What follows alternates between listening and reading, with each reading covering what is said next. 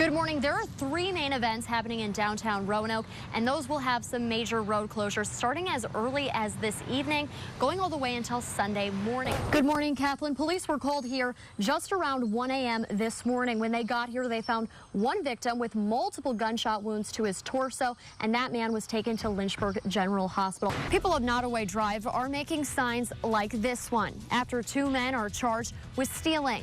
And the people who live here say they're not playing around. That's right. It happens all too often where a child is left behind in a car. Luckily, one of our producers is loaning us her car to show you some tips you can do to remember your child. The Desmond family was awoken at around 9:30 this morning to flames and smoke.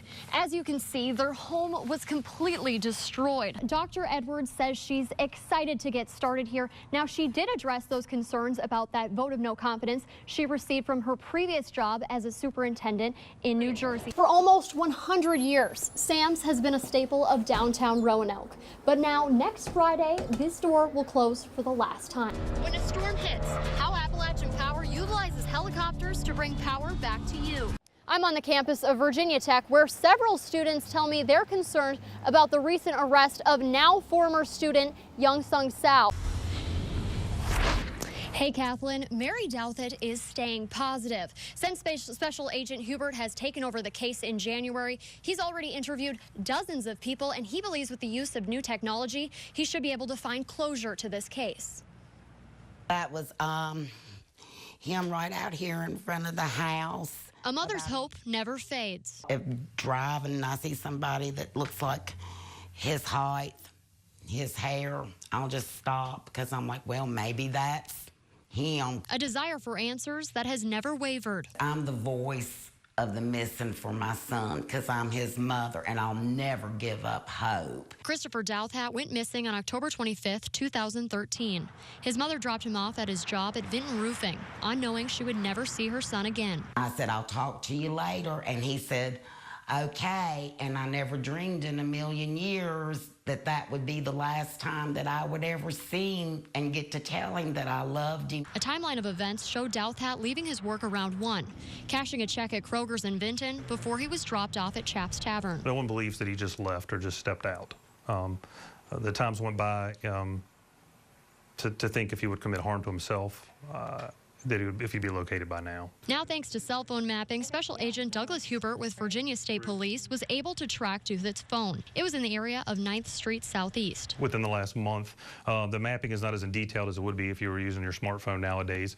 It's only mapping when the phone was actually in use. Giving even more hope to Mary that she will someday find out what happened to her son.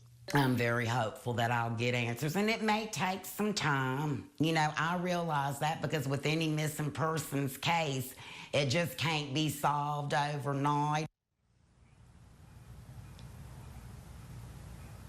Initially, Vinton Police was handling the case before turning it over to Virginia State Police, and that was simply to do because of resources, and that's proven very beneficial because Special Agent Hubert already has several leads going on in this investigation, and he believes he should be able to find closure for the family. Live in Roanoke, Eleanor Buckley, WFXR News.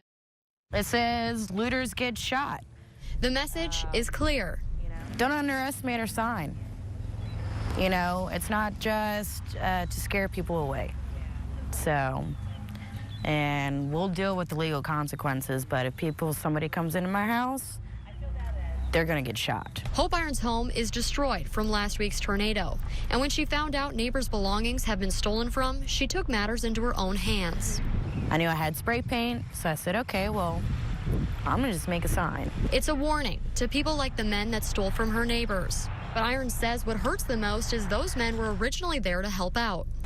How low can you be to come and help out and then come back the next day to start stealing things after we're still trying to clean things up and go through everything? So now if Irons doesn't know you, she doesn't trust you. We thought everybody was being really nice and volunteering to help work, but now it's, you know, nobody wants them here anymore.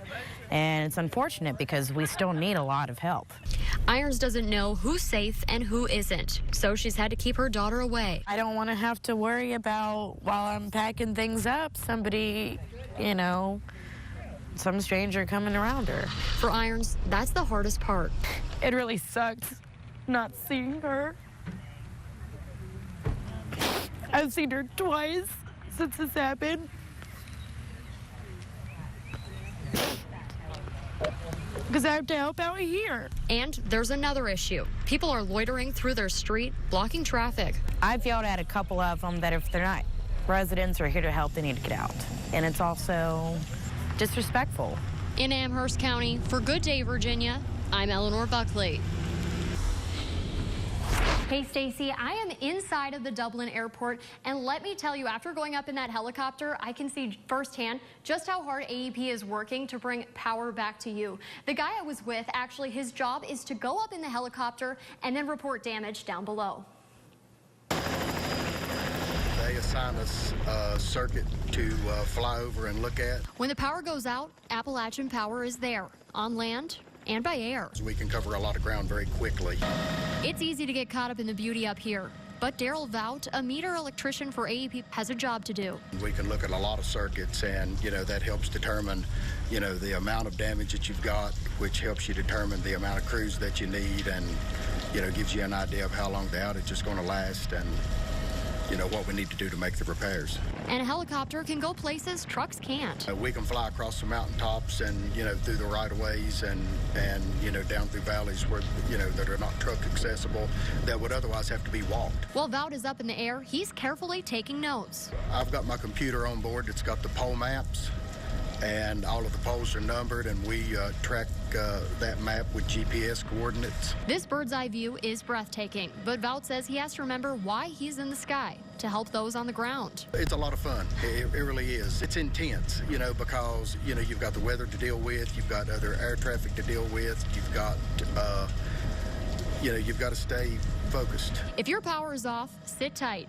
AEP is on it. So we understand that it's frustrating. We understand that, we need to get it back on, and we're doing everything humanly possible to do that. Hey, and it was so exciting being up in that helicopter. We have to give a huge thank you to AEP for taking us up and showing us just exactly what they do. And for all those people without power, really hang tight. They are working around the clock to restore power to you guys. Live in Dublin, I'm Eleanor Buckley, WFXR News. Yeah, Amelia, on April 12th, authorities came and blocked off Minor and her mother Red's tree stand. And since then, no food or resources have been allowed up. So if you want this apple, they would arrest you. Before April 12th, Minor's family was able to send up whatever she needed when she needed it. But now officials have to approve it first. When we were sort of testing it out and waiting for MVP to come by, I did have some ground support, but since I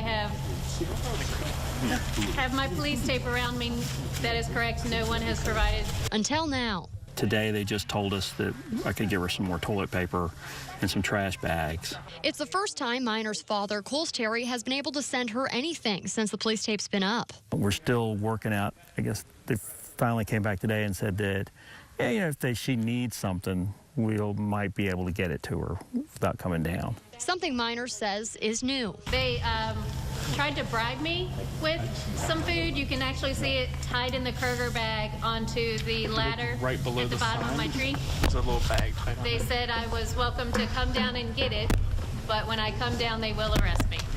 While she was able to get toilet paper, her family still needs permission to send anything up, even food. It's kind of strange that it just feels like I can't just walk up to her and ask her if she needs it and hand it to her, that I have to have a third party go through everything I do. It's something the Terry family has to adjust to. They're trying to explain it to me, but I guess I just don't really understand because they're on their own property. So why would they be held basically prisoner? It's a struggle for the whole family, but it's not going to bring their spirit down. I try not to let it get to me, knowing that, I'm being denied food and water, because that won't help my mentality for the rest of this duration. So I understand that they're doing a job, and I try to leave it at that.